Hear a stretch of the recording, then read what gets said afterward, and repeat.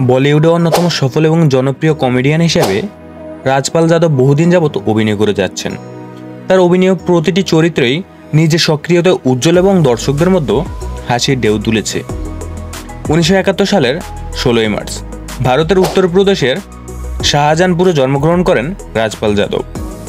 তার ছোটবেলা থেকেই অভিনয়ের প্রতি গভীর আগ্রহ ছিল, আর এই আগ্রহ থেকেই ন্যাশনাল স্কুল অফ ড্রামা থেকে অভিনয় শিক্ষা গ্রহণ করেন তিনি।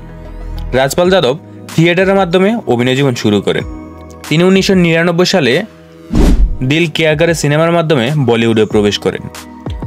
তবে তাকে প্রথমবারের মতো খ্যাতি এনে দেয় 2000 সালে মুক্তিপ্রাপ্ত জঙ্গল সিনেমা। এই সিনেমার মাধ্যমে তাকে screen award for best performance in a negative role প্রদান করা হয়। রাজপাল যাদব বলিউডে মূলত তার কমেডি চরিত্রের জন্য জনপ্রিয়। হাঙ্গামা, হেরাফেরি, চুপচাপকে, মালামাল উইকলি, বুলবুলাইয়া, ঢোল এবং গরম মশলা সহ অনেক সিনেমায় তার কমেডি টাইমিং দর্শকদের মনোরঞ্জন করেছে।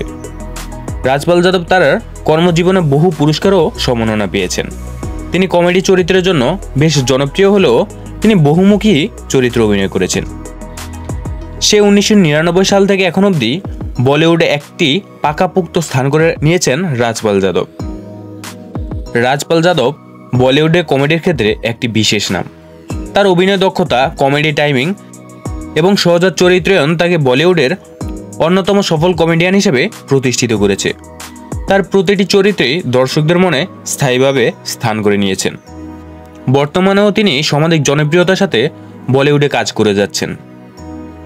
রাজপাল যাদব 2003 সালে রাধা যাদবের সাথে বিবাহ বন্ধনে আবদ্ধ হন এবং তাদের 2টি সন্তানও আছে।